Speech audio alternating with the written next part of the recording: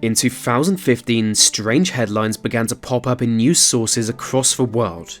According to them, Google Earth discovered a man who had been trapped on a desert island for 7 years.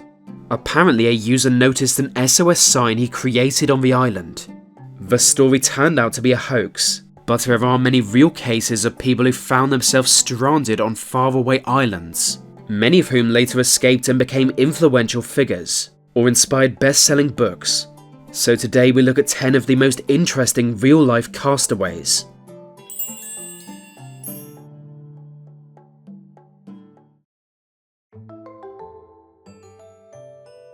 In 1722, a young man was kidnapped by pirates. He was born in Massachusetts and had been fishing near the coast of Nova Scotia. But for some reason, a group of pirates thought this poor fisherman was a treasure worth having. And he must have been a fun guy, because they kept him prisoner for 9 long months. But the pirates were led by the notorious Captain Edward Lowe, once described by Arthur Conan Doyle as a man of amazing and grotesque brutality. So the young Philip Ashton was desperate to escape. When the ship stopped off at a remote desert island, he jumped at the chance, literally jumping overboard and hiding in the dense jungle. The pirates did search for him, but eventually gave up and sailed away. Finally, he was free in that he was trapped alone on a remote island. For the next 16 months, he would have to fend for himself, barely getting by on fruit and turtle eggs. Then finally, he was rescued. When Philip Ashton published his life story, people mistook it for fiction. They simply could not believe it was a true tale of survival. In 1542, a French captain was leading 3 ships on a voyage to North America. Joining him was his sister Marguerite, but on reaching Canada he marooned her on a small island all alone. It is said that he was in love with her, and on the voyage she grew close to another man. So in a typical act of being French, he left her to a certain death on the island. Known as the Isle of Demons, it was a cold and brutal place, but against all odds Marguerite survived, hunting and killing all kinds of animals. She even claimed to have killed a bear, and 2 years later she was rescued. Modern historians don't know exactly where the Isle of Demons is, or how much of the story is true. According to legend, the island was home to mythical creatures, like ghostly wolves.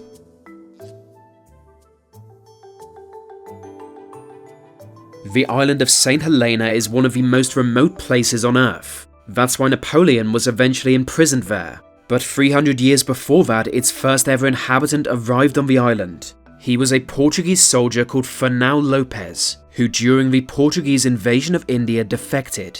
For a while he sided with the natives, but was soon captured. Lopez was brutally tortured, having his right hand, nose and ears cut off, and that wasn't the end of his pain. Put on a ship, the goal was to bring him back to Portugal for imprisonment. Luckily the ship stopped off in St. Helena, and somehow he escaped. That's how he became the island's first resident. For 30 years he lived there in total solitude, dying on St. Helena.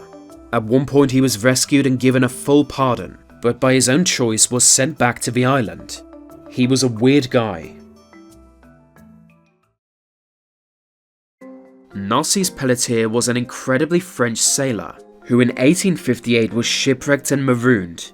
Being badly injured and just 14, the rest of his crew abandoned him on a small Australian island. Then on death's door, he was rescued by a group of Aboriginals. They adopted him into their community, even giving him a new name, and for 17 years he lived among them. Eventually he was rediscovered and taken back to France, but this was done against his will, and Pelletier no longer saw himself as French, proudly boasting the ritualistic scars across his body. Pon Lim was a very unlucky man, or very lucky depending on how you view it. In 1942 he was working on a British merchant ship near South America, but with the war at its height, a German submarine attacked the ship, sinking it. All but 6 died instantly. Among the survivors was Pon Lim, who alone drifted on a wooden raft. On board he had 45 litres of water, but was 460 kilometres from dry land. The water and supplies lasted just 50 days, but he survived at sea for 133 days. He did this by collecting rainwater and fishing. When at last he was found by fishermen off the coast of Brazil, he had drifted 750 miles. He was barely alive, but in time recovered well. In fact, he was the sole survivor of the shipwreck. In 1935, a strange artifact was discovered. It was a message in a bottle found on the Japanese shoreline. Written by a Japanese sailor in 1784, it tells of a shipwreck, the crew being stranded on a remote island. With little supplies, the crew gradually died off, so they buried what they had of value and wrote this message on tree bark. It's unclear if any of them escaped, but the message seems to have been adrift for 150 years. This makes it the oldest message in a bottle ever known to have been discovered. In 1965, a group of 6 teenage boys decided to run away. From the small island nation of Tonga, their Catholic boarding school was too strict for them, so they stole a boat and sailed out into the ocean. This to me seems like a bad idea, but to be fair, I didn't go to a Tongan boarding school. Anyway, they got caught in a storm and were shipwrecked on the tiny island of Atta. Nobody else lived on the island, and it was assumed the boys died in the storm. So for more than a year they had to survive there alone.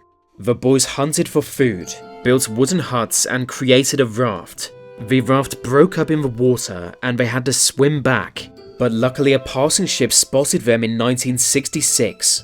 They had been on the island for 15 months. The tribe of Nicolino once lived on a small island just off California. But with no immunity to European diseases, their population gradually declined. By the early 1800s, very few remained, and eventually there was only one. For 18 years she lived alone on the island, a castaway in her ancestral home.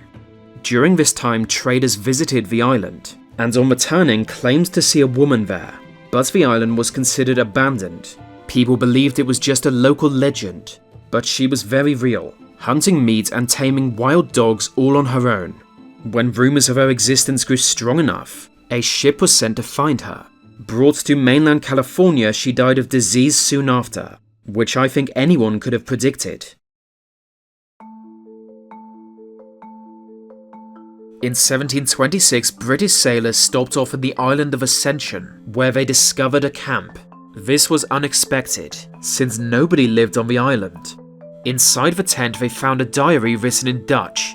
Once translated, it told the story of a Dutch sailor who was marooned there as a punishment for being gay.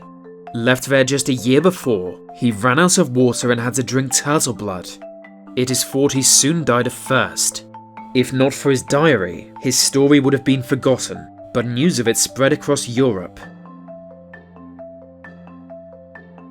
Alexander Selkirk is the most iconic castaway in history, having inspired all kinds of fictional characters.